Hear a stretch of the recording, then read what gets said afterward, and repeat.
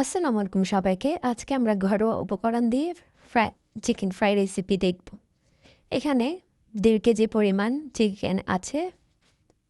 প্রথমে স্বাদ মতো লবণ দিয়ে নিচ্ছি। এখানে হাফ চা চামচ লবণ দিয়েছি। 1 চা চামচ পরিমাণ মরিচের গুঁড়ো দিয়েছি।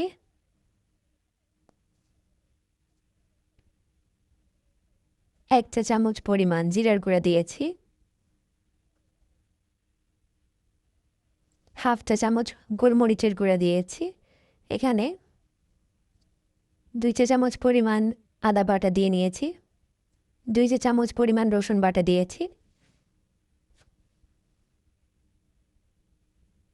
3 চামচ পরিমাণ সয়া সস দিয়েছি।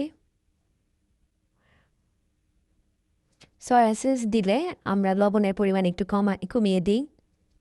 ডিম দিব, তাই সেজন্য আমরা লেবু দিয়েছি 3 চামচ পরিমাণ, যাতে ডিমের স্মেলটা না থাকে।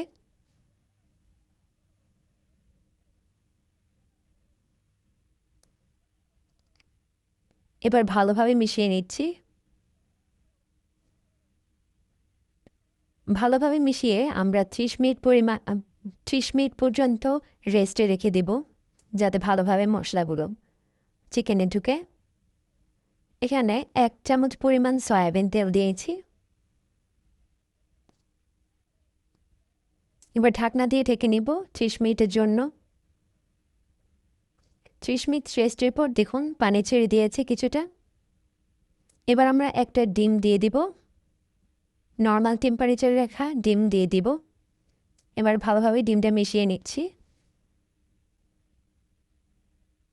এ পর্যায়ে আমরা কর্নফ্লাওয়ার দিব। কর্নফ্লাওয়ার আমরা আস্তে আস্তে দিব, যাতে পরিমাণটা ঠিক থাকে, কারণ একসাথে দিয়ে নিলে হয় বেশি হয়ে যায়, না কম হয়ে যায়। সেজন্য আমরা আস্তে আস্তে দিব, যাতে চিকেনের গায়ে মাখা হয়ে থাকে। দেখুন মাখিয়ে নিচ্ছি। আমরা 1 কাপ পরিমাণ, ছোট একটা কাপের 1 কাপ পরিমাণ আমরা কর্নফ্লাওয়ার দিয়েছি। এবার একটি প্যানে সয়াবিন তেল নিয়েছি। সয়াবিন তেল গরম হওয়ার পর আমরা চিকেনটা দিব, এর আগে দেব না।